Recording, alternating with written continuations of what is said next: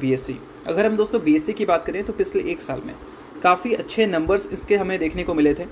अगर हम रेवेन्यू की बात करें तो वो 102% से इसने ग्रो किया है और वही प्रॉफिट लगभग 189% से इसने ग्रो किया है। अगर बात करें दोस्तों कंपनी के क्वार्टरली रिजल्ट की, तो 2025 के फाइनेंशियल ईयर में जो पहला 2 क्वार्टर था वहाँ पर रेवेन्यू ग्रोथ कंपनी ने ईयर ऑन ईयर बेसिस पे 100% से ज़्यादा की दिखाई थी। क्वार्टर 2 में 125% का ग्रोथ था और क्वार्टर 1 की बात करें तो वहाँ पर तो 150% से भी ज़्यादा की ग्रोथ हमें देखने को मिल रही थी।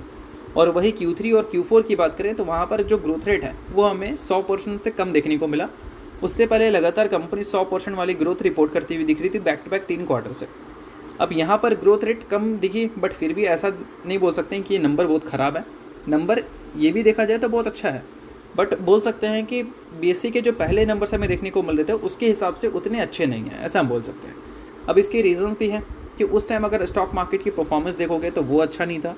अगर हम सेबी के न्यू रूल्स की वजह से डेरिवेटिव मार्केट के वॉल्यूम्स की बात करें तो वो भी हमें क्रैश होता हुआ देखने को मिल रहा था।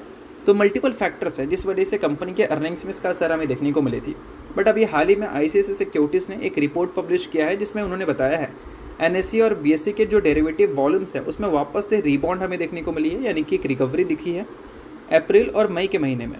और वही जून के स्टार्टिंग में थोड़ा सिचुएशन जो है वो ठंडा पड़ता हुआ दिखा है, क्योंकि इजराइल और ईरान का कॉन्फ्लिक्ट भी हमें देखने को मिली थी इस वजह से।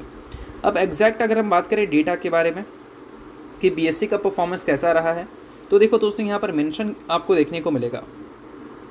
अगर हम बीएससी की बात करें तो 2025 के फाइनेंशियल ईयर का जो सेकंड हाफ था, यानी कि क्वार्टर 3 और क्वार्टर 4, इसमें जो कंबाइंड वॉल्यूम था उसको अगर कंपैरिजन करें अप्रैल और मई के महीने से, तो अप्रैल और मई का महीना में 52.8% ज़्यादा वॉल्यूम्स हमें देखने को मिले Q3 और Q4 के पीरियड को मिलाकर।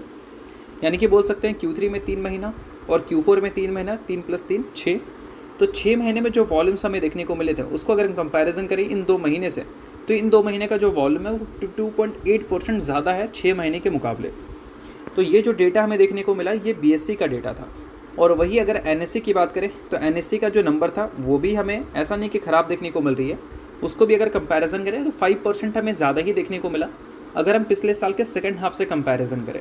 तो इससे क्लियर पता चलता है कि अगर वॉल्यूम्स ज़्यादा मिला है कंपनी को तो अल्टीमेटली हम क्वार्टर 1 से जो उम्मीद करेंगे वो बेटर करेंगे। और हम तो उम्मीद नहीं कर सकते भाई, अभी रिजल्ट आने में टाइम है, और रिजल्ट जब आएगी तो खुद देख लेना कि ये सारे डेटा के बेसिस पे मार्केट की जो एक्सपेक्टेशन होगी इस कंपनी के अर्निंग्स है वो बहुत ज़्यादा नेक्स्ट लेवल हमें देखने को मिल सकती है, जिसमें क्वार्टर 1 में एक्सपेक्टेशन से रेवेन्यू से भी, प्रॉफिट से भी और मार्जिन से भी काफ़ी ज़्यादा किया जा सकता है। और अभी भी अगर देखोगे तो 52 वीक हाई से कंपनी बहुत ज़्यादा नीचे है नहीं, मतलब उसी रेंज के आसपास है।